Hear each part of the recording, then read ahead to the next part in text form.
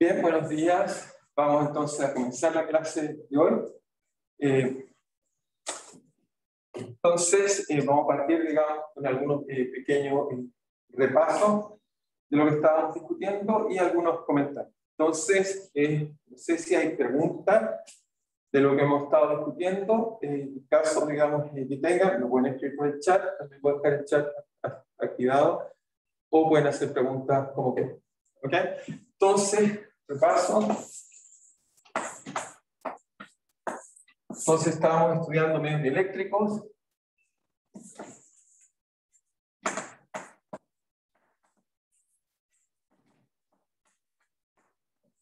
Y entonces lo primero, la última vez se me olvidó agregar comentarios de medios eléctricos que voy a tratar de esta vez especificar un poco más claro.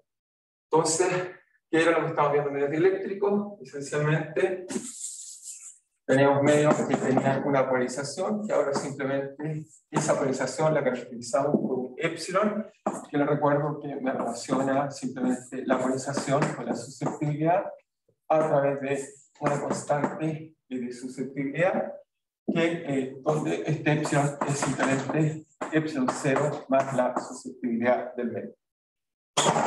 Esa, digamos, es la forma, digamos, de que tenemos un medio eléctrico. Entonces, estuvimos viendo condensadores, ya voy a volver sobre este punto y vamos a hacer algunas aplicaciones a los condensadores, pero en particular lo primero que debiera preguntarme es simplemente, digamos, es una pregunta que pasa, eso no se lo hice, me di cuenta que se me pasó, así que lo voy a volver a comentar, es simplemente cómo se comporta la interfase entre dos dieléctricos. Así voy a tratar de explicar qué es lo que pasa en la interfase de dos dieléctricos. Entonces, interfase entre dos dieléctricos.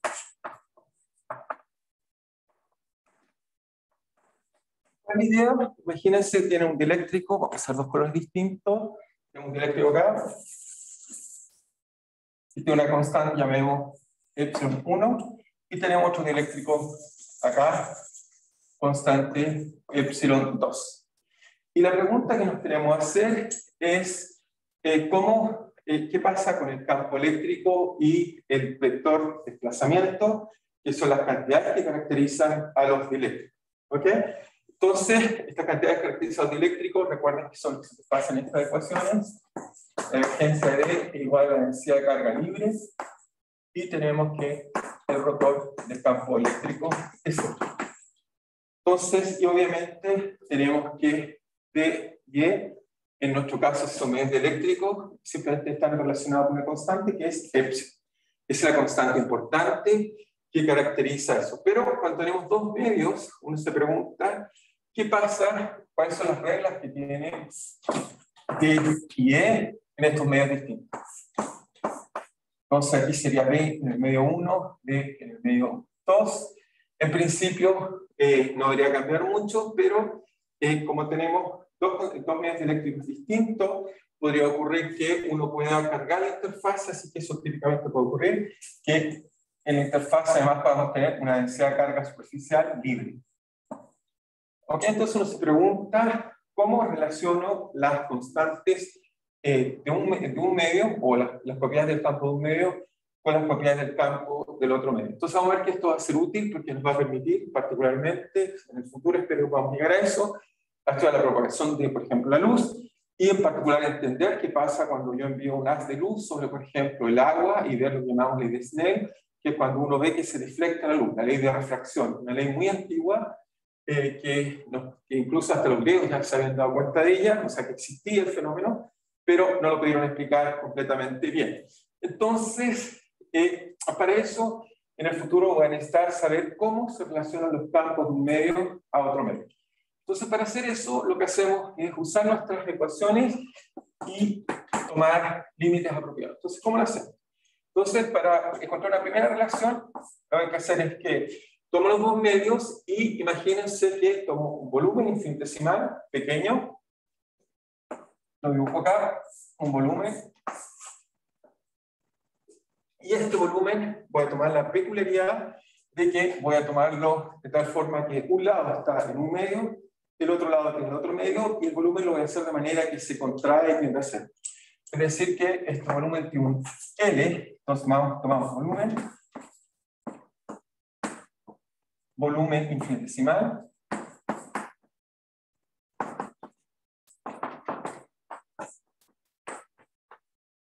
ok, que está a un lado y al otro lado, y tomamos el límite o con la propiedad de que se está yendo hacia una superficie que justo corresponda a la interfaz.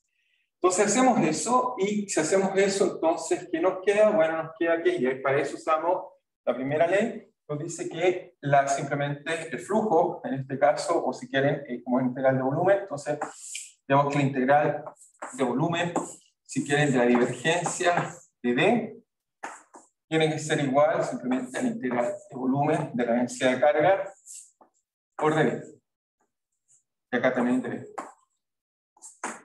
Ahora, si suponemos que el único lugar donde hay carga es la interfase, ¿ok? Porque es ahí donde típicamente se van a colocar cuando hacemos un medio otro medio, entonces, y la razón de eso es porque las cargas se van a colocar ahí porque sienten dos medios distintos, así que sienten fuerzas especiales en la superficie. Si hacemos eso, entonces, las cargas que tiene este medio simplemente va a ser, si esto tiene un área A, entonces va a ser simplemente sigma libre por A. Y por el otro lado tengo la divergencia de D, pero aquí podemos usar el teorema de, en este caso, Gauss. Usamos Gauss, entonces, el teorema de Gauss, que nos dice, el teorema de Gauss nos va a decir simplemente que es integral, que es simplemente integral de frontera del flujo de ds, en este caso hizo igual a sigma por libre por A. Ahora, la integral que tenemos acá de flujo, la tengo que integrar sobre el flujo de este volumen, pero este volumen está convergiendo a cero, y por lo tanto, el aporte que tiene sobre el manto exterior de este cilindro, si quieren pensarlo así, va a ser cada vez menos importante, yendo a cero, así que lo único que va a importar van a ser las tapas que están acá y acá, donde el vector normal, en este caso, apunta hacia allá y este hacia acá. Por lo tanto, eso va a decir que, bueno, el flujo de, ¿no? va a ser simplemente, en el caso de la tapa que está en el medio 2, apunta en la dirección hacia allá, y por lo tanto eso me da acá que es D por la normal, ¿ok? Del medio 2, y eso me queda entonces por A, por el área, menos D por la normal. Esta sería D en el medio 2, y esta sería D en el medio 1 por la normal 1 por A.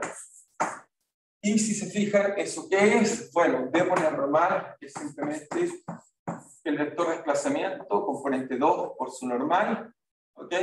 Menos D por A, el vector de desplazamiento por la normal en la dirección del medio 1, en la dirección, y todo esto por A, es igual a sigma L por A. La conclusión de esto es que no debe depender de A, y encontramos el primer resultado, que no hay continuidad si es que hay cargas. Si es que hay cargas, hay una discontinuidad que va cerrada por esta relación. Esto me dice que el vector de desplazamiento de un medio, comparado al otro, si es que los dos medios, digamos, no están cargados, simplemente me diría que la componente normal es igual. Sin embargo, si hay cargas, eso haría que las componentes normales no son iguales. ¿Ok? Eso haría que, si quieren hacer una pequeña figura acá, haría que, nos recordamos, si entonces hay cargas en la interfase, entonces haría que la componente normal en 2 menos la 1 es igual a esa carga, es decir, que una es más grande que la otra. O sea, la componente normal aquí sería así, ¿ok? Y acá sería así. Entonces, más pequeña, depende de las cargas que coloquen, son distintas del vector de desplazamiento. Sería D normal 2, D normal 1.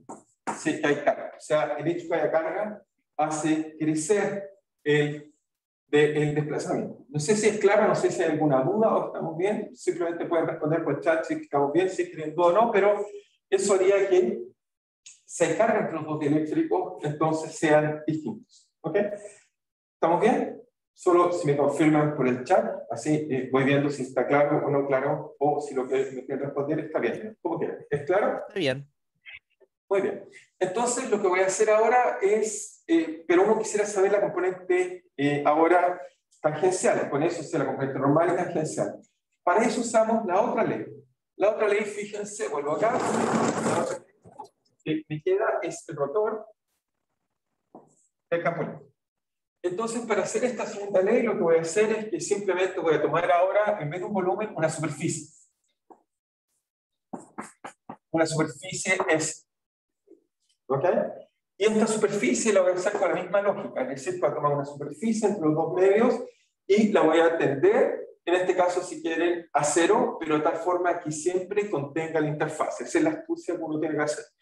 Entonces, hacemos para lo que hago es que tomamos dos, y lo que hacemos es tomamos una superficie que siempre contiene los dos medios.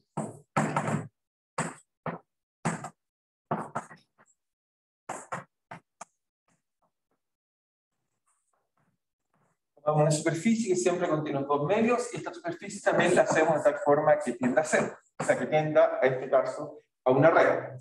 Es decir, que el espesor, este espesor que está acá es cero. También hacemos que eso tienda a cero de tal forma que siempre la superficie esté entre los dos medios. Si hacemos eso, entonces podemos de nuevo usar algo así como una superficie acá.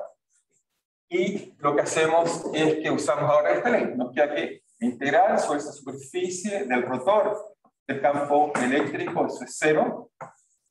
¿Por qué? Porque el rotor del campo eléctrico es cero. Ahora usamos el teorema de Stokes. Colocamos acá Stokes. Y el teorema de Stokes nos dice que esto es una integral de frontera a la superficie, o sea, una integral de línea del campo eléctrico por, en este caso, delta T. ¿Ok? Ven cómo Stokes y Gauss nos ayuda todo el tiempo. Y la gracia es que en este caso tenemos una integral de camino que va por este camino así. Cuando L tiende a cero, estos dos caminos de acá no aportan. Ni este porque se están haciendo cero. Los únicos que van a aportar son este hacia arriba y este hacia abajo. Por lo tanto, eso me va a llevar a concluir que si este aporta hacia arriba, entonces nos queda simplemente que va a ser algo así como E2, pero tangencial, porque esta superficie va a ser tangente a la superficie que lo conecta. Por lo tanto, me queda E2 tangencial por el largo, supongamos que se llama L grande, menos E1 tangencial por el largo, y esto es igual a 0. Por lo tanto, no puedo cancelar esto y esto, y vamos a concluir entonces que, ¿cuál es el resultado interesante? Bueno, quizás lo colocar acá abajo. El resultado interesante es que vamos a concluir que las componentes tangenciales sí son iguales. Y si las componentes tangenciales son iguales, entonces me dice que el campo eléctrico tangencial es igual independiente que haya carga. Eso las cargas no afectan nada. Independiente que haya carga, el campo tangencial es idéntico. Y por lo tanto, ahora, como los medios son dieléctricos, yo sé cómo se relaciona el D en un medio y en otro medio, y vamos a obtener la siguiente conclusión. Entonces, la conclusión que vamos a obtener es la siguiente. Vamos a simplemente concluir que, acá está la figura, después la vamos a hacer ahí. Vamos a concluir entonces que simplemente que el D tangencial 2 es simplemente el D2 tangencial partido por epsilon 2, eso es E tangencial 2, eso es igual a 1, eso es 1 tangencial partido por epsilon 1, y por tanto encontramos esta relación muy interesante que nos dice que el campo tangencial, en realidad el desplazamiento tangencial, tiene que ver con las constantes eléctricas. Mientras más grande la constante eléctrica, más pequeño es el desplazamiento para que este número se mantenga constante. ¿Eso qué quiere decir? Que si ahora volvemos a la imagen que teníamos antes, esta ley nos dice que el componente tangencial, por ejemplo, supongamos que este medio acá, 2, esto es 1, supongamos que epsilon 2 es más grande por lo tanto el cociente tiene que ser igual, por lo tanto el B tangencial es más grande, así que aquí es así, y aquí es así. Por lo tanto, vamos a concluir que efectivamente el desplazamiento, que es la suma de estos dos componentes, aquí es así, y aquí es así, son distintos. Ok, vamos a ver que debido a que la densidad de carga son distintos y lo que aprendemos son dos reglas. Aprendemos que en la componente normal depende de la densidad de carga y el campo eléctrico tangencial son iguales, u otra forma de decirlo, que el cociente entre el desplazamiento dividido por la constante eléctrica es igual en ambos las componentes tangenciales. Esas son las reglas que nos va a permitir entonces entender bien este tipo de cosas. Ok, no sé si hay dudas, pero eso se me había quedado en la clase pasada, por eso quería no olvidarlo, porque en el futuro me va a ser muy útil. Sobre todo espero que un día poder explicar la ley de Incha, el SNET, de K, cómo obtenemos la difracción. Es decir, cuando enviamos agua, o cuando tenemos agua, enviamos una luz y ver por qué la luz se refracta, o ley de refracción.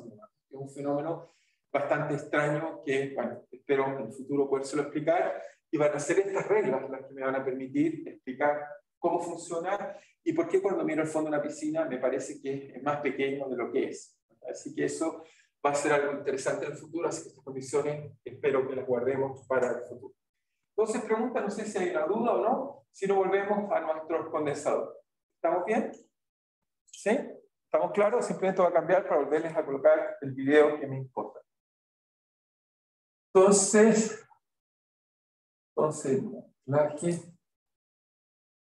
esta vez vamos a anclar esto de acá.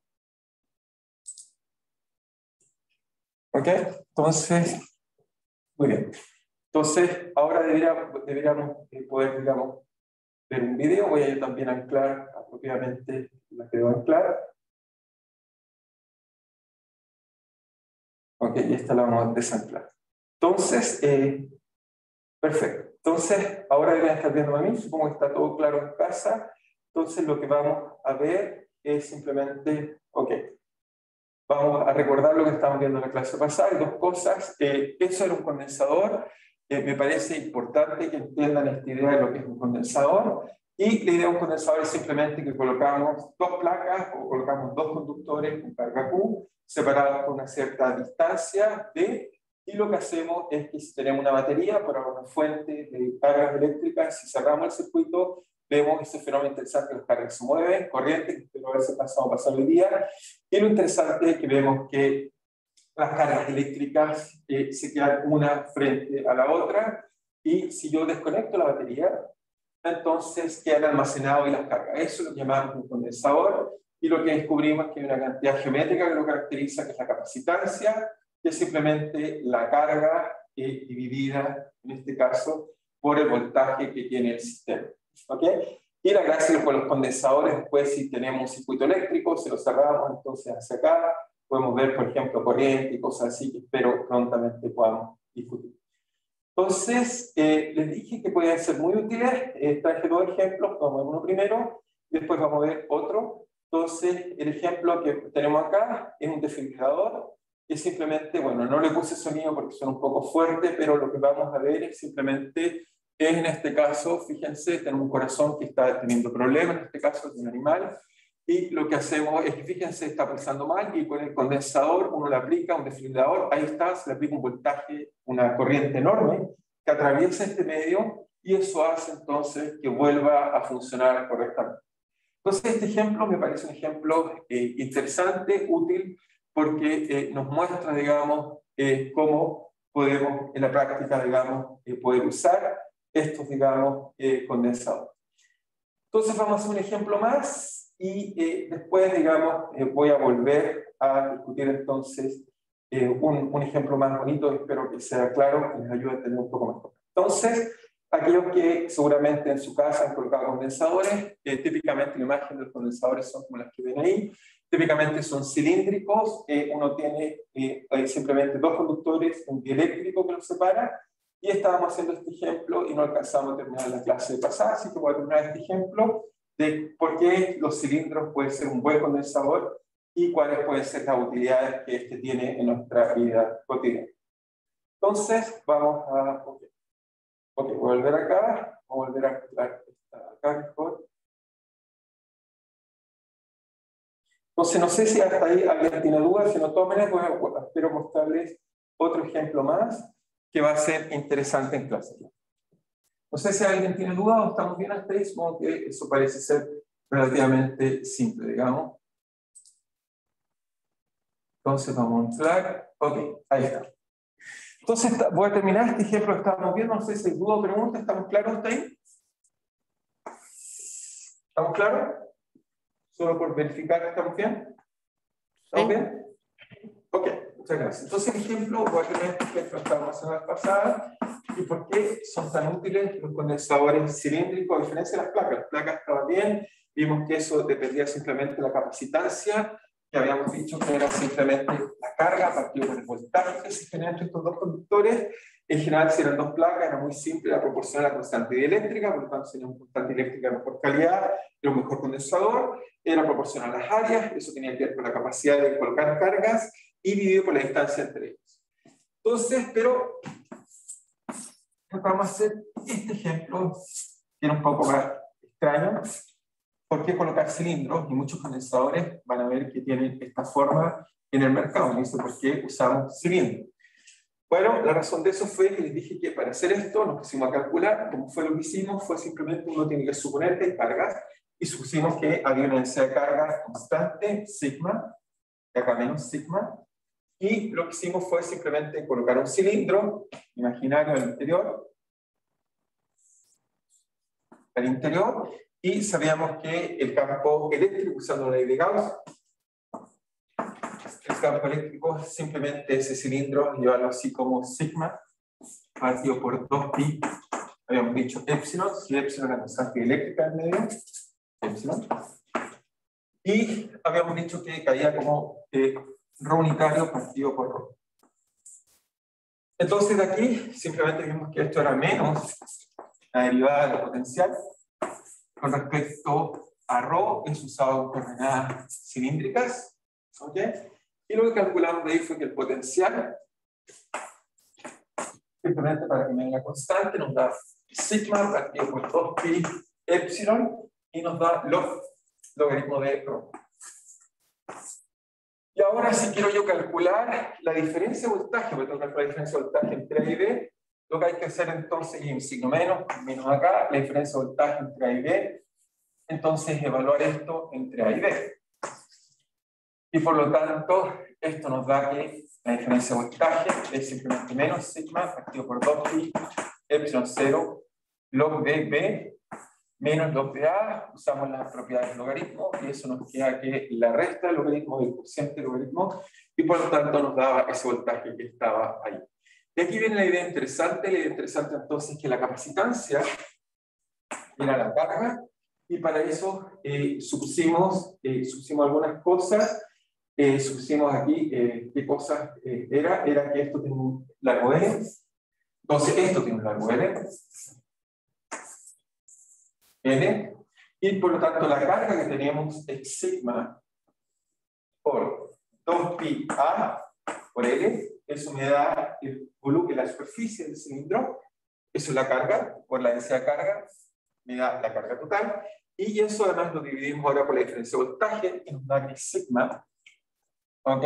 En este caso, ya sigma partió entonces por 2pi epsilon del medio y logaritmo de B partido por A. Y por lo tanto, tenemos algunas cosas, obviamente esto depende de la carga, es una propiedad geométrica, que hace que ahora 2pi al cuadrado, ¿ok? Partido entonces por A, depende del radio, por L, ¿ok? Y abajo nos queda entonces logaritmo.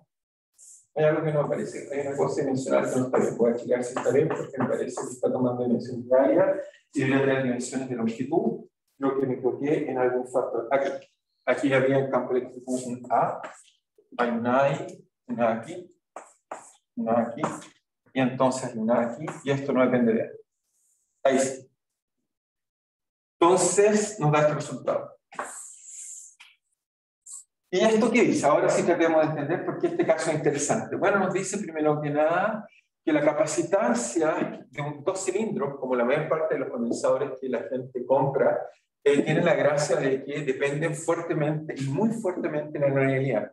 Ya no es una cosa que sea simplemente el cociente de un área y algo así, no, es que una longitud dividida por algo dimensional que está en la geometría, así que es mucho más complejo de simplemente el caso de dos placas paralelas. Pero ¿por qué esto es un buen condensador? ¿Por qué nos gustan los condensadores cilíndricos? Bueno, otros también, pero ¿por qué en particular este? Es porque si uno grafica el logaritmo, se recuerdan, si es que no se recuerdan como el logaritmo, lo grafico. ¿Se recuerdan como el logaritmo?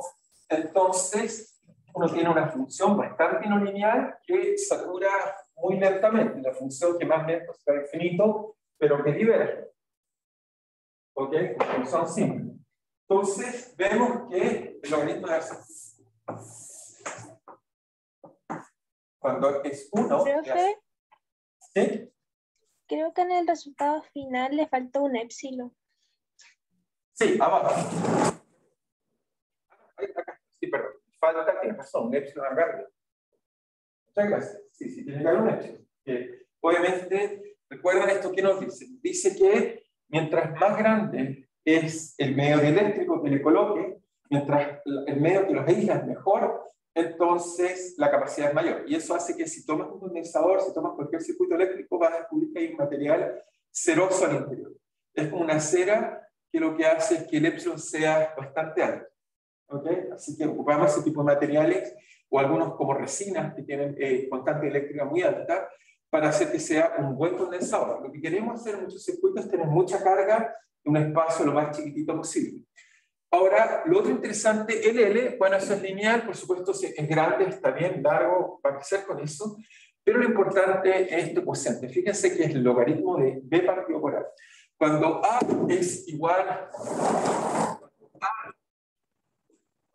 fíjense que es el log de B partido por A. Por lo tanto, si los radios son muy similares, estoy en esta región de acá, muy cerca del cero. Y por lo tanto, eso me dice que cuando ambos radios se parecen, o sea, cuando B se acerca a o tiende a ser A, la capacitancia se hace infinita. Por lo tanto, esto me dice que tengo algo que es muy capacitivo. Es decir, que como dos cilindros con radios muy pequeños, similares, entonces puedo acumular muchas cargas. De hecho, cuando casi son iguales, la capacitancia es infinita. ¿Okay? Así que eso hace que sea muy práctico esto, o sea que en algo muy pequeño, con radios muy similares, separados con un buen dieléctrico. El problema es que con un buen dieléctrico, cuando está muy cerca, podría ocurrir conducción, eso vamos a ver en el futuro. Pero si un buen dieléctrico, un buen aislante, los coloco cerca, entonces puedo acumular muchas cargas y es por eso que muchos de los condensadores que les mostré tienen esta forma cilíndrica, porque es muy eficiente, es muy no lineal, una función muy no lineal, el logaritmo, que me permita entonces atrapar las cargas. Ese es el interés. ¿Ok? No sé si es claro para todos. ¿Está bien? Supongo que sí. ¿Me confirman si está bien? Voy a comentar un condensador más, que es simplemente más bien teórico, y vamos a hacer otras cosas. ¿Estamos claros hasta ahí? Entonces la idea está ahí, voy a dejar un ejemplo, pero la idea es que muchas veces nos van a dar una geometría y nos van a preguntar, ¿encuentra el condensador equivalente o encuentra el condensador? ¿Okay? Ya voy a explicar por qué digo equivalente. Entonces voy a hacer un ejemplo más.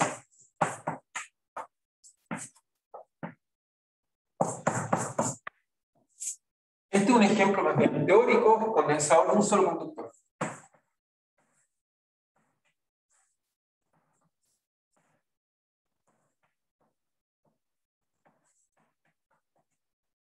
Ahora les dije que era fundamental tener dos conductores y tener las cargas, digamos, una y la otra. Pero uno se puede imaginar un condensador de un solo conductor, pero obviamente para que tenga sentido hay que hacerlo con infinito. Siempre infinito es raro porque en infinito puedo tener cosas, digamos, que están en infinito. Esa es un poco la idea. Entonces, ¿cuál es la idea? Imagínense, consideramos una esfera. ¿Ok? Y lo que quiero encontrar es una esfera, radio R. Y la pregunta que me voy a hacer es si tiene una capacitancia. Una esfera aislada, un solo conductor sin nada. Y la respuesta es que sí. que este efectivamente puede ser un conductor. ¿Y cómo puede ser un conductor esto? Bueno, fácil es que la capacitancia debería ser la carga partido por el voltaje que genera. Entonces, ¿cómo pensar este conductor? Necesito hacer una diferencia de voltaje. La pregunta, ¿con qué? Bueno, lo que voy a imaginar es que esta esfera, y voy a suponer que en infinito, voy a colocar infinito por acá, voy a suponer que mentalmente es como si hubiera otro conductor infinito. Voy a calcular la diferencia de voltaje de la esfera e infinito. Es eso lo que vamos a tratar de hacer. Y si hago eso, entonces, bueno, como calculo esto, solución, siempre puedo pensar que la esfera está cargada, esfera cargada, y si la esfera está cargada, entonces, supongamos que una carga Q, ¿por qué no? Sabemos que el campo eléctrico de una esfera que tiene carga Q, supongo que es uniforme, siempre que calcule la capacitancia tiene que suponer que tiene alguna densidad de carga. Supongamos la más fácil, uniforme, el resultado no debería depender de eso. Uniforme. Y como es uniforme, esto implica que el campo eléctrico, gracias a que supongo que afuera hay un eléctrico, siempre asumir que afuera hay un eléctrico. Obviamente, si es vacío, colocan epsilon 0, si no, colocan epsilon.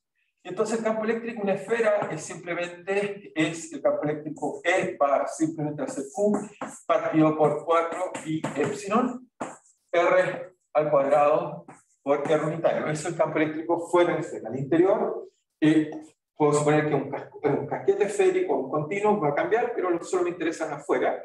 Y ahora puedo calcular el voltaje. El voltaje de esto es simplemente menos Q partido por 4 pi epsilon R. ¿Ok?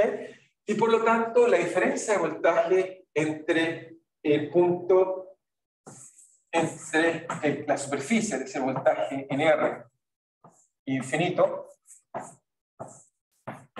es simplemente, bueno, voy a hacer esto de lado en el origen. Recuerden que todo va el módulo, esto para la capacitancia, todo el módulo. Me queda que simplemente vale Q partido por 4 pi epsilon R.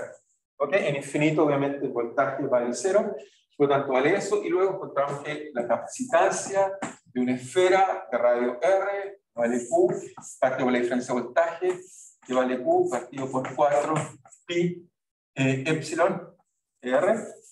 Entonces, me queda que vale simplemente una cantidad geométrica de 4 pi epsilon R. Por lo tanto, me dice algo que ya sabemos, me dice cuando tengo una esfera de radio R, la capacitancia, la capacidad de tener cargas es simplemente tiene que ver con el radio de la esfera. Mientras más grande la esfera, más carga puedo colocar. Ok, esencialmente eso es lo que me está diciendo. Va a depender del medio eléctrico, y bueno, lo otro es una constante geométrica. Así que sí podemos tener un condensador de un solo conductor, pero siempre hay que pensar que el otro conductor está como en infinito. En realidad eso puede ser. O sea, el infinito siempre tiene sus bemoles, no es cualquier cosa. Hay que ser cuidadoso porque es como que si tengo una carga en infinito, lo que me afecta a mí acá es cero. ¿Okay? Por eso siempre traemos las cargas en infinito. Así que tengan cuidado con eso. Como que en infinito hay cosas, pero su efecto acá donde estoy es cero. ¿Okay? No sé si eso es claro, pero tenganlo presente, que uno puede colocar cosas en infinito y el efecto que tengo es cero. ¿Okay? El universo está neutro, pero cuando me traigo una carga de infinito, quiere decir que el infinito es la carga opuesta. No sé si es clara, no sé si hay una duda de eso, porque es una idea importante. Espero que esté clara. Alguien me preguntó eso por un email, pero solo vuelvo a comentar porque es una idea abstracta que hay detrás de eso que está ahí. ¿Estamos bien hasta ahí? ¿Estamos claros? Sí, solo me comentan si estamos claros, por si hay más dudas, porque los infinitos siempre son problemas. ¿Estamos bien? Si me lo comentan por el chat Sí, o profe, me estamos dicen. bien. Perfecto, gracias por comentar. Entonces, lo que voy a hacer ahora es algo que seguramente algunos espero que hayan aprendido en el colegio, es lo que llamamos, muchas veces los circuitos vamos a hacer esto, y por eso quiero un poquito empujarlo en esa dirección, que lo llamamos condensadores en paralelo y en serie. Y esto va a ser muy útil cuando en algún momento hablemos de circuitos eléctricos, por eso necesito que conozcan estos condensadores en serie y en paralelo. ¿Cuál es la idea? Por ejemplo, partamos el más fácil, que es en paralelo. La idea es que, vamos, geométricamente en el futuro les voy a dar distintas configuraciones y van a tener una capacitancia. Conocen esa capacitancia y las pueden colocar unas conectadas con otras. ¿Cómo hacer eso? Bueno, mentalmente lo imaginamos por ahora, ya sé que voy a llegar, ahora que vamos a ver corriente, les voy a enseñar cómo Volta descubrió la posibilidad de que usando materiales distintos, solo por hecho de ser materiales distintos, genera corriente. Tiene que ver con una cosa que llamamos el potencial químico, que los sistemas tratan de balancearse, al ser distintos, generan corriente. ¿Okay? Pero ya les voy a explicar cómo lo descubrió y qué hizo. Entonces, la idea es que tengo una batería, y esta batería entonces la conecto a algún condensador. Por simplicidad, en el circuito eléctrico colocamos dos barras, los cables los representamos como, en este caso, líneas. Las dos barras están separadas por algo que en realidad pensamos que hay una aislante a esta, así que en momento colocamos algo así, pero la notación típica es dos barras asignadas. Y después coloco otro condensador. Entonces acá tengo un condensador 1, un condensador 2, y la pregunta que uno se hace es si estos dos condensadores no serán simplemente igual a un condensador equivalente. Ok, tengo dos condensadores y uno se pregunta si puedo transformar estos dos condensadores en un solo condensador. ¿Ok? Y eso, la respuesta es que sí se puede. ¿Y cómo? Pero un ejemplo para ver lo que es serie. Pero, bueno, resolvamos primero esto en serie, después somos cuadrados. Claro, serie. Están en serie. Serie significa está uno y está el otro. Bueno, entonces uno dice, ¿cómo resuelvo esto? Bueno, lo que uno debería resolver es que, por un lado, si colocamos puntos, por ejemplo, acá A, B y C, entonces tenemos que el voltaje entre A y C, el voltaje entre A y C, si quieren verlo así, si usamos, recuerden que el voltaje es integral entre A y C. Eso que está ahí como una integral de camino nos dice que el voltaje entre A y C tiene que ser lo mismo que el voltaje entre A y B y C. ¿Por qué? Porque simplemente tomo esta integral y la escribo de integral de A a B menos la integral de B a C. Eso siempre lo puedo hacer, separo el camino en los subcaminos. Y por lo tanto, esto me dice una cosa muy interesante, me dice que el voltaje, me dice que el voltaje entre A y B, entre A y C, es igual al voltaje que hay entre A y B, más la diferencia de voltaje que hay entre B y C. El voltaje que hay entre A y C, si existiera una capacitancia C, es muy fácil porque recuerden que tengo la relación que la capacitancia es la carga, ok, la carga parte del voltaje. Por lo tanto, esto que me diría que tiene que ser la carga, tiene que ser el voltaje es la carga partido por la capacitancia. Pero uno se pregunta, ¿qué carga? Bueno, si tengo dos condensadores, obviamente van a haber carga aquí, aparece una carga IQ, acá aparece una carga menos Q, pero si esto está neutro, o sea, aquí aparece una carga menos Q, en la carga tiene que tener Q. Es decir, que algunas cargas se movieron hacia acá y otras cargas se movieron hacia acá, de tal forma que esté neutro. Entonces, si este es Q, este es menos Q. Y por lo tanto, que concluimos que el voltaje vale la carga, que vale Q, partido por la capacitancia del sistema, todo, como si fuera un solo condensador, y esta tiene que ser igual al voltaje que hay entre A y B.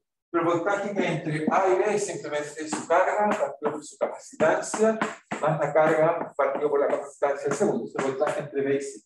Y por lo tanto encontramos una ley muy inesperada, que se llama ley de los recíprocos. Nos dice que si yo tengo condensadores en serie,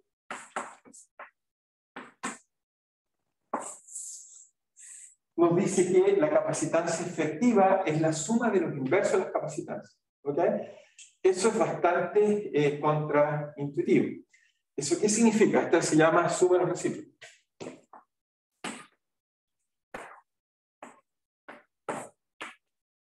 Hay que colocarles números en su cabeza, pero fíjate, imagínense que esto tiene capacitancia 2 y esta 3. Nos diría que la capacitancia efectiva, entonces, la suma de un medio más un tercio. La suma de un medio más un tercio, factor común es 6, me queda 3 y 2, la suma es 5, así que me queda que la capacitancia efectiva es 6 quintos. ¿Okay? Por lo tanto, la capacitancia, una vale 2, otra vale 3, pero la capacitancia efectiva es 6 quintos. Se fijan que reduje la capacitancia, es decir, que cuando colocamos capacitancias en paralelo, perdón, en serie, lo que hacemos es que la capacitancia efectiva puede ser mayor o menos. En el caso usemos fracciones, es decir, si alguien me da un condensador que vale, por ejemplo, 0.1 y esta vale 0.5, ahí es al revés. La capacitancia efectiva es más grande. La suma del recíproco va a hacer que a veces sea más grande. Fíjense lo que les dije, cómo se van dando vueltas los números.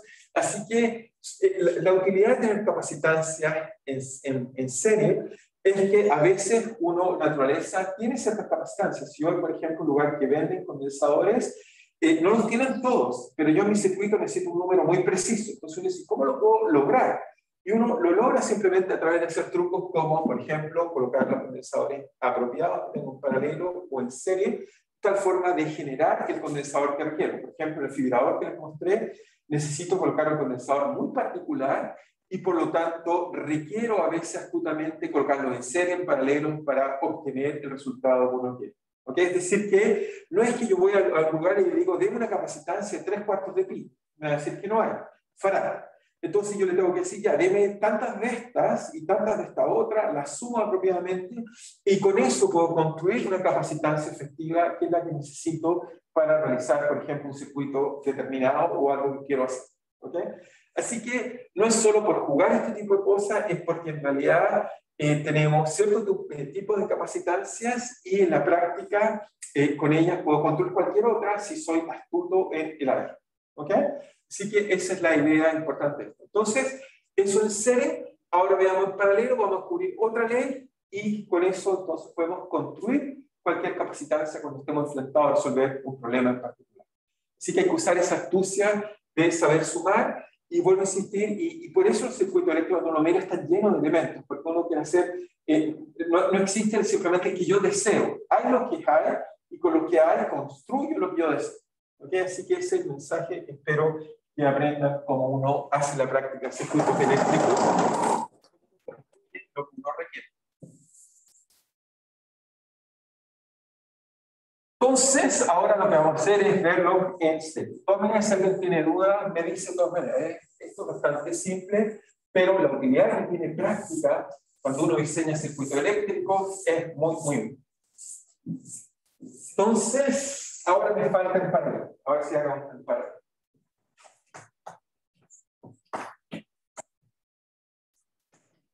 En este caso, coloco mi batería. Y esta vez lo coloco así. Saco un cable. Aquí el cable lo conecto con otros dos cables y hago algo así.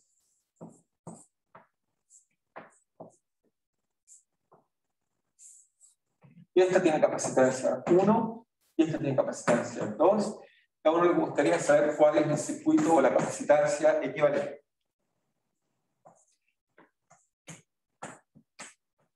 Esa es la pregunta que uno se quiere hacer. Los cargo, y después una vez que los cargo me pregunto cuál es el condensador equivalente a la carga. Entonces, para hacer esto, ¿cómo lo hacemos? Bueno, lo hacemos de la siguiente forma, es que esta vez fíjense que la carga, o sea, aquí hay una corriente, aquí si quieren, la carga está acá, supongamos que se va a desplazar aquí, va a haber una carga que va a ir una porción acá, Q1, y acá Q2, acá Q2 menos Q2, y acá menos Q1. Y acá habría carga Q y Q. Esta vez debido a que tomo caminos distintos, de acuerdo a las propiedades que tenga cada condensador, va a ir más carga por un lado o por el otro lado. Ya vamos a ver cómo se mueven las corrientes, que prontamente espero yo que alcancemos a entrar en ese tipo de temas. No sé si alcancemos hoy, pero si no es hoy, será la próxima clase, vamos a empezar a hablar al fin de corriente. Pero sabemos que se van a repartir las cargas así. Por lo tanto, tenemos que la carga Q es simplemente Q1 más Q2. Y obviamente, por otro lado, sabemos que, y esto es otra propiedad importante que tengo que usar, es que si yo tomo un camino cerrado, esto lo llamo A y B, un camino cerrado, el campo eléctrico en ese camino, porque el motor es cero, sabemos que eso es cero. Por lo tanto, eso dice que si yo hago un integral de A y B de E por dl, más integral de B de A por DL, esto vale 0, es un camino cerrado. Por tanto, me dice que el voltaje de A a B es igual a menos el voltaje, es igual, perdón, al voltaje de A a B.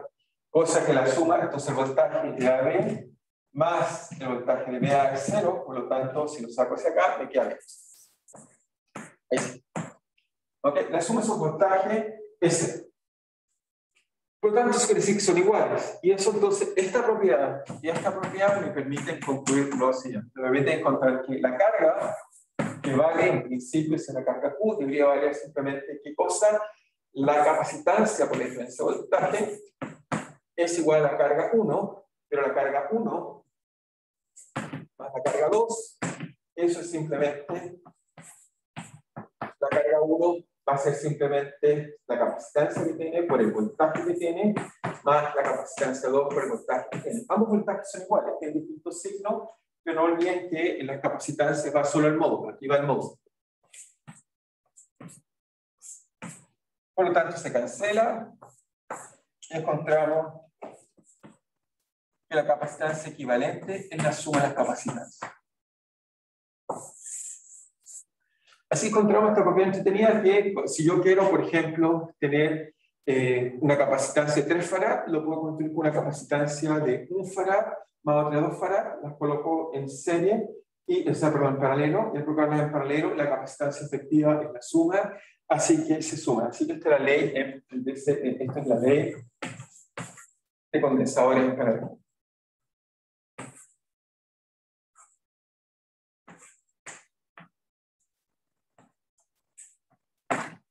Ok, vamos, entonces no sé si hasta ahí está claro, tengo un pequeño ejemplo que vamos a hacer. Antes vamos a hacer un ejemplo, pero quiero mostrarles por qué los condensadores son muy útiles en nuestra vida cotidiana. Entonces lo que voy a hacer es que voy a simplemente, esta vez mostrarles un video, otro video, y quiero mostrarles por qué uno dice, por qué los condensadores pueden ser tan útiles, digamos, en nuestra vida cotidiana. Oh, pero ahí entré de nuevo la misma cosa que quería les anclar.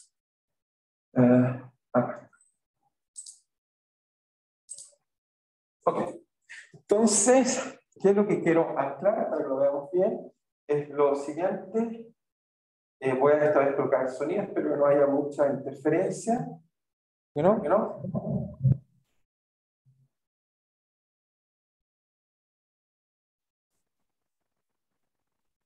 Ahí va. Ahí va.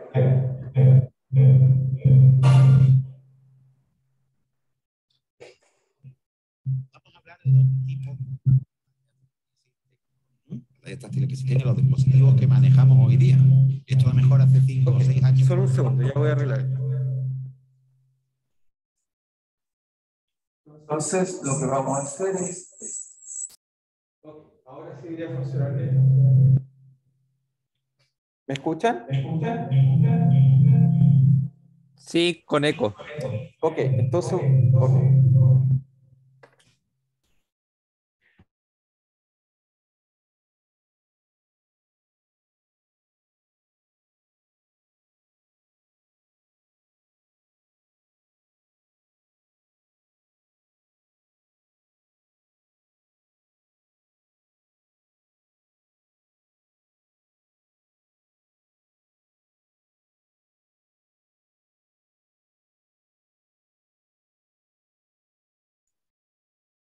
No se escucha.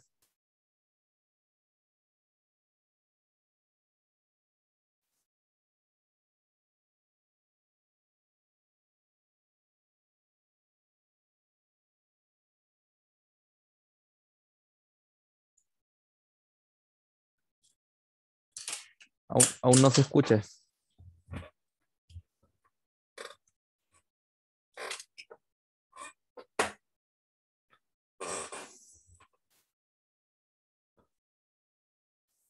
Ok, ahora me escuchan bien.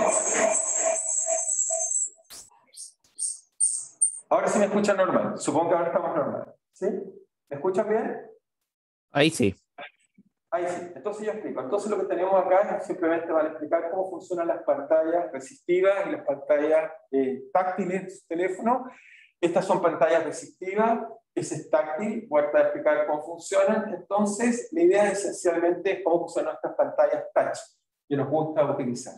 Entonces, esta persona lo que está explicando primero es que las pantallas resistivas, les voy a dejar de todas maneras el video en la página web, las pantallas resistivas esencialmente funcionan con este sistema que tienen acá, que tienen cables, o sea, tienen píxeles, está separada la pantalla en un conjunto de pequeños píxeles, pedacitos cuadrados chiquitos, en los cuales hay estos cables, y con este lápiz, por ejemplo, uno cuando empuja, eso se deforma esta pantalla, una pantalla elástica deformable, de acuerdo a la presión que uno hace, esos dos cablecitos se conectan y por lo tanto dejan pasar corriente. Y así como funcionan estas pantallas que llamamos resistivas, y la gracia que tiene es que entonces en cada punto de la pantalla podemos pasar un punto. Los problemas que tenían estas pantallas resistivas es que como son mecánicas, a medida que las van usando se van echando a perder. Ahí muestra un ejemplo de esto, o sea, uno la toca y por ejemplo esto puede ser con touch, sin el lápiz, uno deforma con el dedo, hay que presionarla fuerte, y como ven ahí, hay esos pequeños contactos y esos contactos hacen pasar corriente. ¿Ok? Ahora, el problema que tienen estas pantallas, que seguramente ya no se ven mucho de ellas, las que tienen estos pequeños lápices especiales, era que se iba gastando la pantalla y a largo plazo se iban echando a perder, perdían calidad. Entonces, la segunda solución, que es la que, bueno, hay una solución, una tercera solución, pero la segunda solución es lo que llamamos pantallas capacitivas, que son las que tienen, por ejemplo, las pantallas touch que usan y también gran parte de su teléfono. Esencialmente, ¿cuál va a ser la idea? Y nos van a explicar un poco, pero la idea es que la pantalla entera es un condensador muy grande. ¿Ok? Ya vamos a ver una imagen que ilustre eso. Voy a poner un poco más acá porque está explicando un poco cómo funciona. Ahí está. La pantalla es un condensador, tiene un procesador de imagen y yo cuando coloco el dedo, entonces en la imagen previa, voy a volver hacia atrás, en la imagen que está acá. Entonces cuando yo coloco el dedo, como yo soy parte del medio, soy un conductor, es decir que mi dedo al tocar la pantalla es parte del conductor, el conductor soy yo mismo tocándola, y por lo tanto cambio el conductor. Y como cambio la forma del conductor, ya vieron que cambia la geometría, cambia la capacitancia, entonces localmente cambia la capacitancia, pero ahora la capacitancia en vez de ser una cantidad en todo el espacio, uno la puede tener reticulada en pequeños, digamos, como si fueran pequeñas capacitancias, y por lo tanto esa deformación que ven ahí en la capacitancia tiene un procesador de imagen que detecta el lugar que yo estoy tocando. O sea, en el otro caso era directamente la corriente que pasaba por un lugar, en este caso ocurre porque yo toco la pantalla táctil y al tocarla entonces deformo la capacitancia, este procesador detecta el lugar donde deformé la instancia y por lo tanto me dice XY está colocando el dedo, haga tal cosa. Es esencialmente como así funcionan nuestras pantallas táctiles. Ahora, en la práctica, las pantallas resistivas tienen algunas ventajas, son mucho más rápidas en muchos aspectos, pero el problema que tiene es que se deforma la pantalla. En realidad, las pantallas actuales son una mezcla de las dos. Tenemos tanto capacidades resistivas y capacitivas, así que usamos las dos cosas para hacer las pantallas agradables en sus teléfonos, en sus iPads o en sus tablets. Tenemos este tipo de tecnología que nos permite entonces poder entender, digamos, todas estas cosas que llamamos touch, en realidad simplemente son condensadores. ¿Okay? Eso es lo que un poco quería ilustrarles de este ejemplo. No sé si hay dudas de este ejemplo, pero de todas maneras les voy a dejar el video en la página web, cosa que lo puedan mirar si quieren interesarse un poco más de qué se trata, digamos. Lo voy a dejar ahí, así que lo pueden mirar con un poco más de detalle, pero lo que los quiero convencer es que en realidad los condensadores es algo muy útil en nuestra vida cotidiana, nos permiten realmente entender muchas de las cosas que hacemos con ellos. Así que son algo muy práctico, son muy útiles en la práctica. Sí, voy a colocar esto acá, eliminar esto acá. Muy bien, entonces eso nos permite medir, digamos, se ven entonces los condensadores nos permiten hacer con ellos pantallas táctiles que en la práctica son bastante útiles. No sé si es claro, no sé si hay una duda de eso, pero lo que quiero haberle mostrado hoy día, el primer misterio es decir que todas estas pantallas touch, nuestros teléfonos, son simplemente condensadores Y también, si quieren verlo así, algunos de esos puntos también tienen puntos resistivos, por los cuales entonces podemos simplemente al apoyar nuestro dedo en los puntos resistivos, es importante la presión, eso hace que sea un mejor o menor conductor, y capacitivo en el sentido que yo soy parte del conductor, es decir, cuando lo toco, cambio la geometría, y al cambiar la geometría cambio la capacitancia. Tan simple como eso nos permite hacer detectores. ¿Ok? ¿Está claro? No sé si alguien tiene duda o preguntas de eso. ¿Estamos bien? ¿Está claro? No sé si alguien tiene alguna duda o pregunta. Si no, seguimos para hacer un ejemplo. ¿Está bien? Solo para que me confirmen si es que entendieron. Sí, profe, ¿Está estamos bien? bien. Muy bien. Entonces, eso me parece muy útil que sepan entonces cómo funcionan esas cosas y poco a poco vayan dejando esas cosas como misterios y empiecen a pensar que eso nos va a poder cambiar, digamos, muchos aspectos de nuestra vida cotidiana, en que el electromagnetismo nos va a permitir entender muchas cosas, en particular cosas que usamos como eso. Entonces, el ejemplo que voy a hacer ahora tiene que ver con la, primero que nada debería hablar, comentar la energía de un condensador.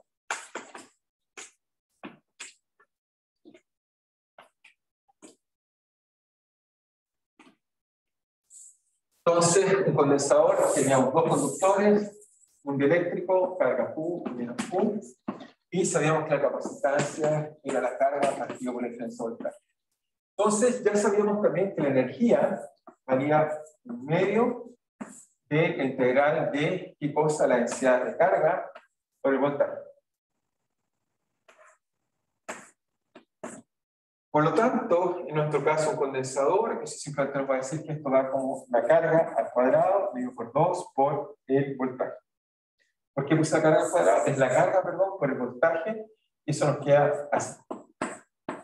Entonces, la energía de un condensador es simplemente la carga por la diferencia de voltaje, pero en la práctica uno dice, pero la carga es directamente en la capacitancia por el delta V, y por lo tanto, vamos a descubrir que la energía de un condensador en realidad típicamente es su capacitancia, que es una propiedad geométrica, por la diferencia de voltaje al cuadrado partido por 2. Esta fórmula, que parece ser muy inocente, es muy profunda, porque vamos a ver que después cuando hagamos condensado y hagamos circuito eléctrico, vamos a ver que son análogos a nuestras ecuaciones de la mecánica. En particular, vamos a ver que en este caso acá la capacitancia es como una especie de inercia y el voltaje es como una especie de velocidad.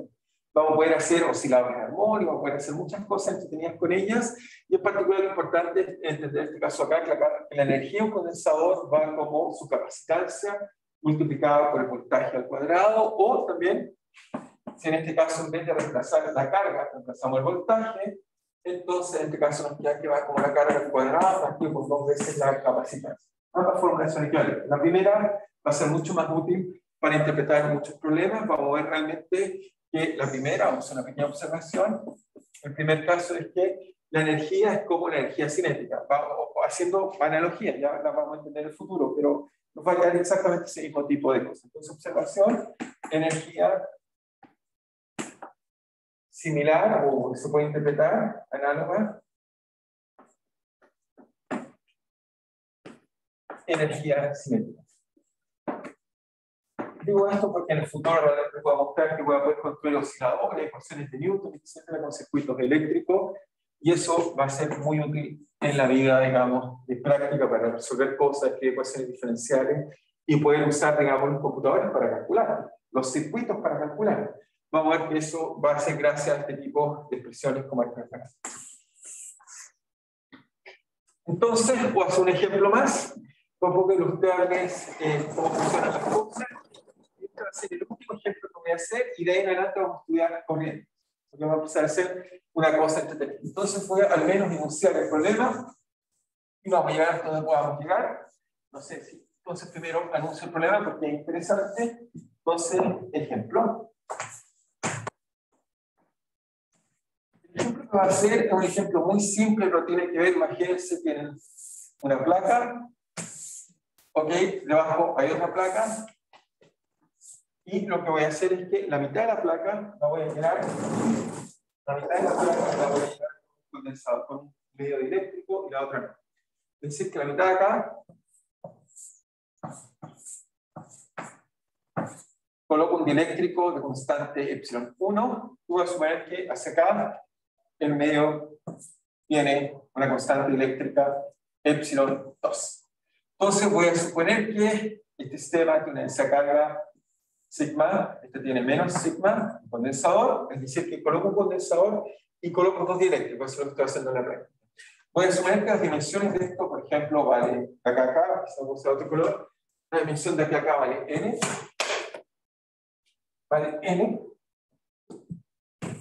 esto acá vale a, esta altura vale h. Entonces lo que voy a hacer, simplemente voy a plantear el problema, voy a gastar, que no deje de plantearlo. Lo que voy a hacer es que tengo este dieléctrico, supongo que este es un condensador, coloco dos dieléctricos distintos, y lo que les quiero mostrar es que gracias a la energía que les acabo de mostrar, voy a mostrarles que el sistema físico no le gusta esta configuración. ¿Por qué? Porque esencialmente en un lado tiene una cierta densidad de carga, al otro lado tiene diferencia de carga, como son cargas de polarización. Entonces, entre ellas van a ocurrir campos eléctricos. Estos campos eléctricos van a ejercer fuerza.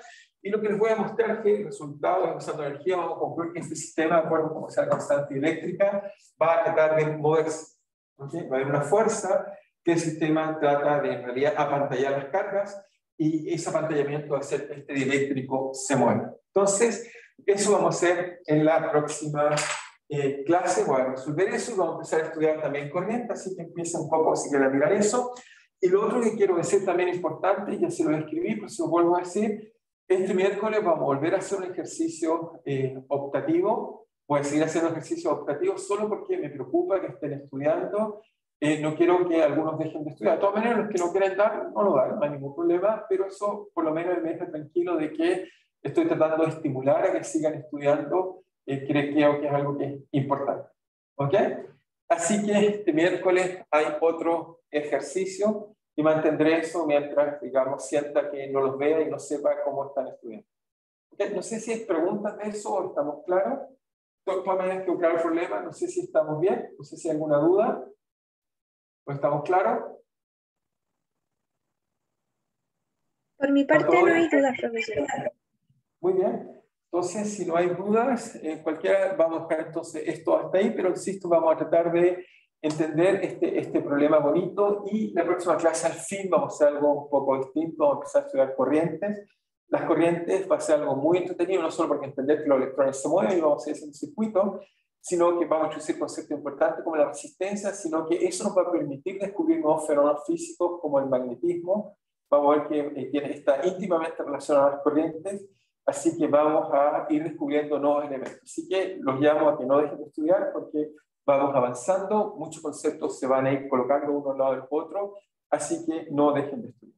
Así que bueno, nos estamos viendo entonces el jueves, cuídense y nos vemos, y no olviden entonces el ejercicio. Chao, nos vemos.